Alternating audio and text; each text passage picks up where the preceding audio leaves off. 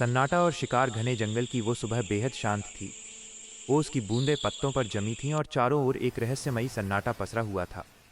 तभी अचानक झाड़ियों में हलचल हुई और बिजली की फुर्ती से एक शेर ने हिरन पर झपट्टा मारा। एक ही वार, एक ही प्रहार और शिकार ढेर हो गया। शेर अपनी जीत के गर्व में सीना ताने खड़ा हो गया और अपनी सल्तनत को निहारने लगा। गीदड़ की धूर्तता वहीं पास की चट्टानों की ओट में एक चालाक गीदड़ दुबका बैठा था।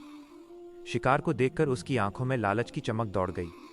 उसने मन ही मन योजना बनाई। तारांकन, वाह क्या दावत है! अगर मैं शेर को डराकर भगा दूं तो यह पूरा शिकार मेरा हो जाएगा। वो दबे पांव शेर के करीब पहुंचा और अपनी आवाज में बनावटी मिठास घोलकर बोला, महाराज, आप तो इस जंगल के निर्विवाद राजा हैं। इतना विशाल शिकार अकेले क्यों खाएंगे?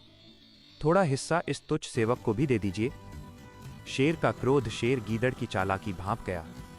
उसने अपनी गर्दन घुमाई और ऐसी भयानक दहाड़ मारी कि पूरा जंगल कांप उठा। लेकिन गीदड़ ने हार नहीं मानी। डर से कांपते हुए भी उसने हिम्मत जुटाई और चिढ़ाते हुए कहा, सिर्फ दहाड़ने से क्या होगा महाराज, आप यहाँ अकेले हैं।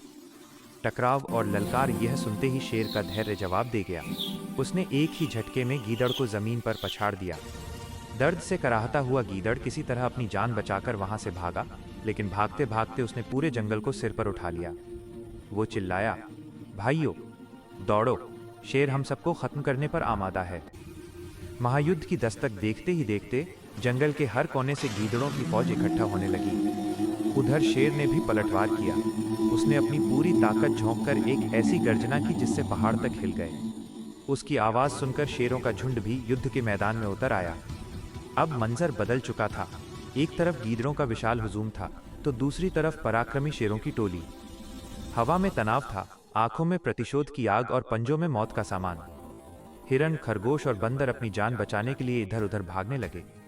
अब टकराव तय था। युद्ध शुरू होने ही वाला था।